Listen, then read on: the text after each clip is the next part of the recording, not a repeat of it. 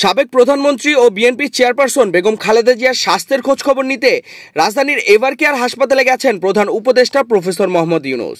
প্রধান উপদেষ্টা প্রায় আধা ঘন্টা হাসপাতালে অবস্থান করেন। এ সময় তিনি খালেদা জিয়ার পরিবার ও দলের নেতাকর্মীদের ধৈর্য ধারণের আহ্বান জানান।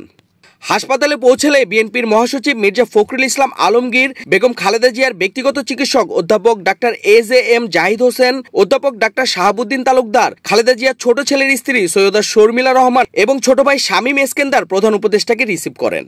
বেগম খালেদা জিয়ার শারীরিক অবস্থা সম্পর্কে তার চিকিৎসক দল প্রধান উপদেষ্টাকে ব্রিফ করেন। এ সময় সরকারের পক্ষ থেকে সব ধরনের সহযোগিতার আশ্বাস পুনর্ব্যক্ত করেন প্রধান উপদেষ্টা। একই সঙ্গে তিনি দেশবাসীর কাছে বেগম খালেদা জিয়ার আরোগ্য কামনার দোয়া ও প্রার্থনার আহ্বান জানান। হাসপাতাল পরিদর্শনকালে প্রধান উপদেষ্টার সঙ্গে জাতীয় নিরাপত্তা উপদেষ্টা খলিলুর রহমান উপস্থিত ছিলেন। ৮০ বছর বয়সী খালেদা জিয়া দীর্ঘদিন ধরে হৃদরোগ, ডায়াবেটিস, আর্থ্রাইটিস, লিভার সিরোসিস, কিডনির জটিলতা সহ নানা শারীরিক জটিলতায় ভুগছেন। ২৩ নভেম্বর সন্ধ্যায় খালেদা জিয়াকে এভারকেয়ার হাসপাতালে ভর্তি করা হয়। এরপর ১১ দিন ধরে এভারকেয়ার হাসপাতালে ভর্তি খালেদা জিয়ার শারীরিক অবস্থা এখনও উদ্বেগজনক। তাকে হাসপাতালের নিবিড় পরিচর্যা কেন্দ্রে আইসিইউতে চিকিৎসা দেওয়া হচ্ছে। দেশি বিদেশি বিশেষজ্ঞ চিকিৎসকদের সমন্বয়ে গঠিত মেডিকেল বোর্ডের তত্ত্বাবধানে তার চিকিৎসা চলছে।